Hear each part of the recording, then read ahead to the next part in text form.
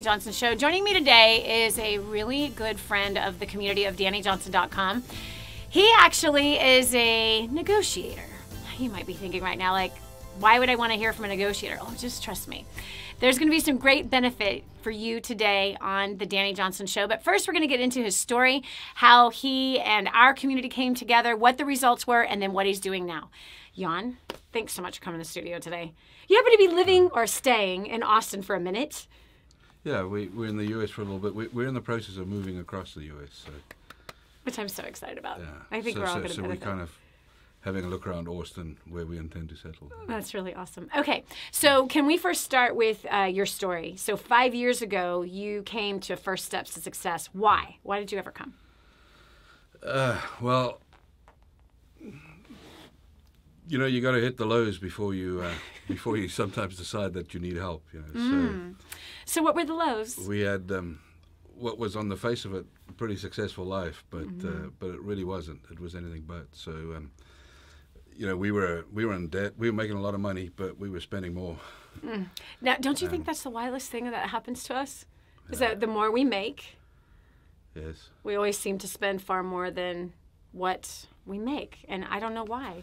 We were the classic keeping up with the Joneses, you know, trying to just spend our way to happiness, which never happened, you know. And you know, my marriage was failing. We were, even though.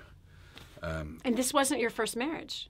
No, it was my second marriage. Right. Yeah, so you certainly didn't want to fail again. That's right.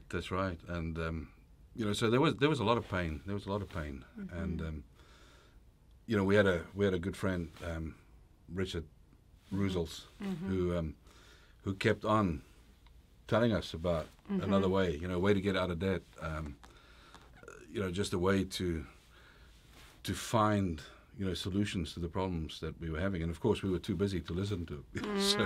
So we managed to put that off, I think, for about 18 months before we paid heed. And then you came across to London, which is where we were living then. And so we thought, okay, you know, we got nothing to lose. We might as well go have a look and see what Danny has to offer. And wow, you know, everything has been different from that day. You know, I think, you know, for us there was no.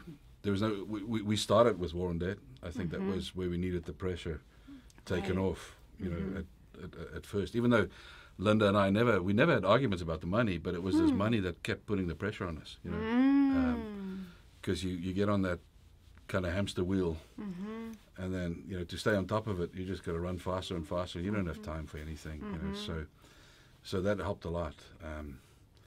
Obviously, people around us thought that we'd gone crazy because we actually implemented what you taught.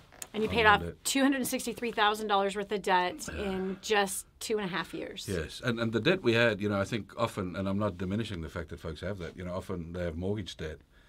And so let's say you have $800,000 worth of debt, and now you pay off your mortgage, you know, like $600,000, that might be the value of the house. Sure. That wasn't mortgage debt that we had. That was like credit card, short-term, you know, bank guarantees, all sorts of stuff. Wow. So wow, you guys knew how to do that real well.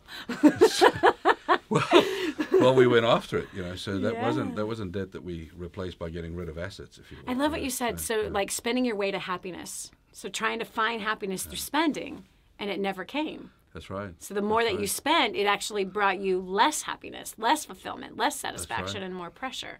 That's right. So the marriage has been totally restored. Yeah. Hot Married Secrets was awesome. You got a new wife out of the whole deal. That's right. Who's not a shopaholic, is not putting you in debt. You're not putting yourself in debt. Like, she's homeschooling the kids, has a part-time, beautiful business, which we've had Linda on the show. Amazing woman, amazing story. I mean, our life is unrecognizable in comparison to what it was 5 years ago. So you are a corporate trainer. Yeah. Essentially, is that what you are? That's what I do, yeah. Yeah, and so you teach what? Negotiation skills. Yeah. For who? So we typically work with Fortune 500 businesses. So we work with the likes of Adidas, Nokia, Pfizer, Vodafone. You know, so big brands, pretty much. Yeah. And tell me why negotiation skills. Do you know, it's interesting. like I grew up in a time in South Africa when South Africa was going through a transition to democracy. So like in the 90s, when I was in my 20s, there was this huge focus on negotiation in South Africa. They had something called the Convention for Democratic South Africa.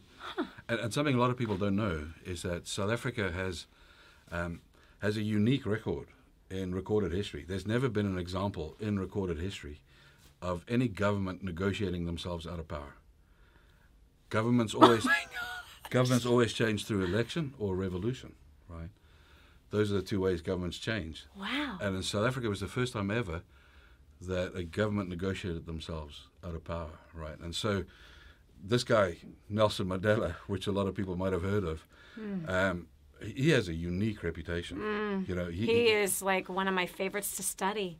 Absolutely. So inspiring. Absolutely. And so, so you literally had during that period is you had so much focus on negotiation in South Africa, and you had all the guys from Harvard and from Oxford and INSEAD, all these academic institutions. You had all of them down there in South Africa, and they literally trained something. It's almost like 40,000 people that they trained getting ready for this convention on democratic South Africa. And so it was everywhere, and I had an interest in it. I attended a negotiation training course, and at that stage I was doing work for a corporate, and I was doing work internationally, and so I thought it would be something interesting to do. And then I just realized that negotiation is the currency of business. It is. You know, so it really grabbed me, and so I just did all I could to learn more about it. I did, you know, like an executive MBA with a major in negotiation skills, which they had. I didn't even know they offered that as a. Well, you know what?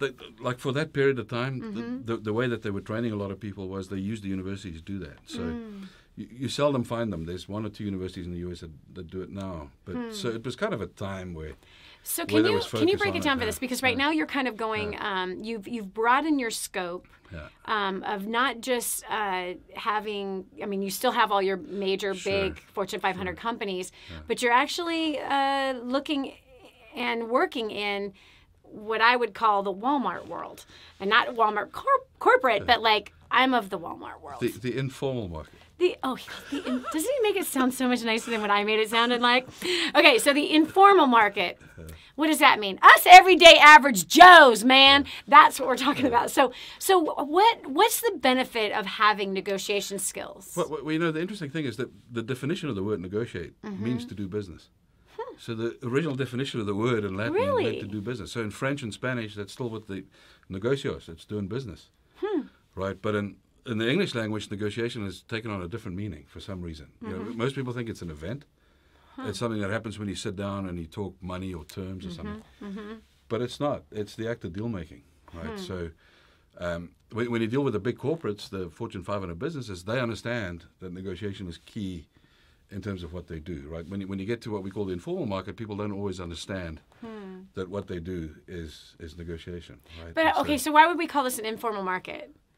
Well, just because there's small businesses that. But the environment that they work in is maybe not one that's governed by structure, and you know, so when you work with these big businesses, what they've had to do out of necessity is create structure and process and all this kind of stuff, and so they will have, you know, a policy, and they will have a way that they train and a view of skills that people need, and so that's why we call it a more formal market. When the informal market guys kind of more, you know, shoot from the hip or which there's is why not we as call much it structure. Exactly. Yeah. Okay.